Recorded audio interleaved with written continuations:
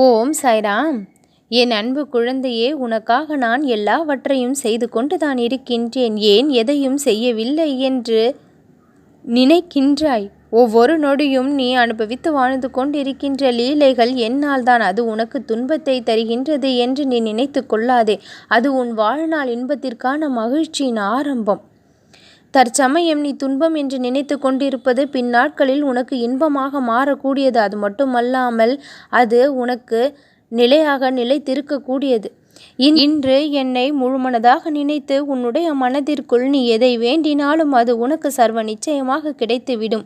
இக்கணம் உனக்கான நேரமாக நான் அமைத்து கொடுத்திருக்கின்றேன். இந்த கணத்தை பயன்படுத்தி உனக்கு என்ன வேண்டுமோ அதை மனதிற்குள் சொல்லிவிடு. அதை அப்படியே என்னுடைய மனம் வரை வந்து அடையும். என்னுடைய விருப்பத்திற்கேற்ப உன்னுடைய அந்த விருப்பமும் நிறைவேறும். உன்னுடைய ஆசைகளை அப்படியே நீ கேட்டபடியே நடத்தி கொடுத்து மகிழ்விப்பேன். அது உனக்கு காலத்திற்கும் இன்பத்தை கொடுக்கும்படி நான் மாற்றியும் அமைப்பேன். நம்பிக்கையோடு கேள் என் குழந்தையே, நல்லதே நடக்கும்.